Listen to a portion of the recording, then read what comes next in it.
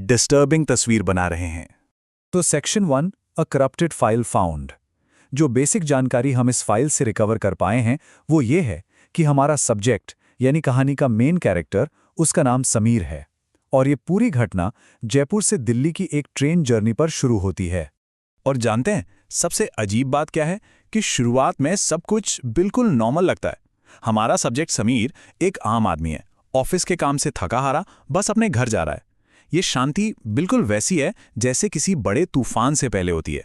यहीं से हमारी बेसलाइन शुरू होती है, ठीक उस पॉइंट से पहले जहां से सब कुछ बिगड़ना शुरू हुआ। ठीक है, अब आते हैं सेक्शन 2 पर, लेट नाइट ट्रेन जर्नी। यहीं से इवेंट लॉग मतलब घटनाओं का रिकॉर्ड शुरू होता है। लॉग बताता है कि ट्रेन में लोग ना के बराबर थे, जिससे एक बिल्कुल अलग थलग आइसोलेटेड माहौल बन गया था। और ये अकेलापन आगे जो होने वाला है उसके लिए बहुत जरूरी है। जरा इस टाइमलाइन पर एक नजर डालिए। रात के 11 बजे समीर ट्रेन में चढ़ा।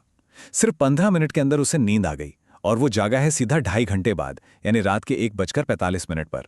दिल्ली पहुंचने में बस आधा घंटा बचा है। अब यहां पर जो सबसे जरूरी बात है वो ये है कि बीच के 2.5 घंटे वो एक तरह से बेहोश था। और अब section 3, the silent old man. यहीं पर फाइल में पहली बड़ी गड़बड़ी, एक एनॉमली रिकॉर्ड की गई है।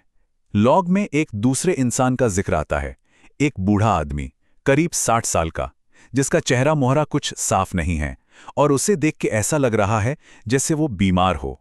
जरा इस एनॉमलस एंटिटी का डिस्क्रिप्शन देखिए। उसका पूरा शरीर एक कंबल से ढका हुआ है, ना हाथ दिख रहे हैं ना चेहरा, कुछ भी नहीं।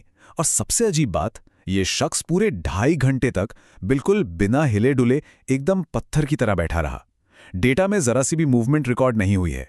इसी से वो बेचैनी वाला माहौल बनने लगता है। और ये उस एनॉमली से रिकॉर्ड हुआ इकलौता ऑडियो डेटा है। आप देख ही सकते हैं टेक्स्ट भी कितना अस्थिर है, कैसे फ्लिकर कर रहा है। हम जैसे लोग सो नहीं सकते, बस ये एक रहस्यमयी लाइन, और इसी ने समीर का पूरा ध्यान उस आदमी पर खींच लिया। ये कहानी का एक बहुत बड़ा टर्निंग पॉइंट है। तो अब हम पहुंचते हैं सेक्शन 4 पर, द हॉरिफाइंग डिस्कवरी। जैसे ही ट्रेन अपनी मंजिल पर पहुंचती है, हमारा सब्जेक्ट समीर उस एनॉमली के साथ फिजिकली इंटरैक्ट करने का फैसला करता है। और बस यहीं से फाइल का सबसे क्रिटिकल इवेंट ट्रिगर हो जाता है। ट्रेन रुक गई। ये वो पॉइंट था जहां सब कुछ ठीक हो जाना चाहिए था नॉर्मल, पर हुआ इसका ठीक उल्टा। यहीं से फाइल का पूरा सिस्टम करप्ट होना शुरू हो गया। सिस्टम के पूरी तरह क्रैश होने से ठीक पहले समीर का जो आखिरी क्लियर थॉट रिकॉर्ड हुआ वो था, आज इस बूढ़े आदमी का पर्दाफाश करता हूं। जैसा कि आप देख सकते हैं, टेक्स्ट को पढ़ना भी मुश्किल है। ये साफ संकेत है कि सिस्टम अब फेल हो रहा है। और बस यहीं पर डेटा फाइल पूरी तरह से क्रैश हो जाती है, एक कैटास्ट्रॉफिक फेलियर। इसके बाद का जो डेटा हमें मिला है वो बस एक अनस्टेबल फ्रैगमेंट है, एक टुकड़ा जिसके असली होने की कोई गारंटी नहीं है। सिर गायब था। इस इवेंट के बाद फाइल में समीर के फिजिकल और बिहेवियरल रिएक्शन का जो प्रोटोकॉल दर्ज है वो देखिए। हाथ पैर ठंडे पड़ गए, जोरों से पसीना आने लगा, चप्पल हाथ में उठाई और जितनी तेजी से हो सका भागा। पर ये जो डिटेल है, चप्पल हाथ में लेना, ये एक बहुत ही अजीब, एक इरैशनल एक्शन है जो सिस्टम ने लॉक किया है। और अब इस एनालिसिस का आखिरी section, the never ending glitch. देखिए, ये जो करप्शन था ये सिर्फ कहानी के अंदर तक ही सीमित नहीं था।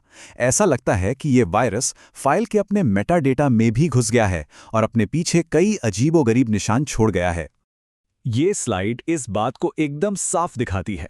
फाइल के अपने डिस्क्रिप्शन और टैग्स में डेटा करप्शन के सबूत देखिए। डिस्क्रिप्टर्स में लिखा है फनी, स्पाइसी, हॉरर। मतलब ये क्या है? एज रेटिंग्स एक दूसरे को काट रही हैं। एक तरफ 9 to 20 ईयर्स तो दूसरी तरफ 16+। टाइटल हेडलेस, उसमें 3 S हैं। और फिर से वही बेतुकी हरकत, चप्पल हाथ में लेकर भागा। ये ऐसा है मानो कहानी खुद अपने ही कोड को हॉन्ट कर रही हो, उसे परेशान कर रही हो। फाइल में जो आखिरी नतीजा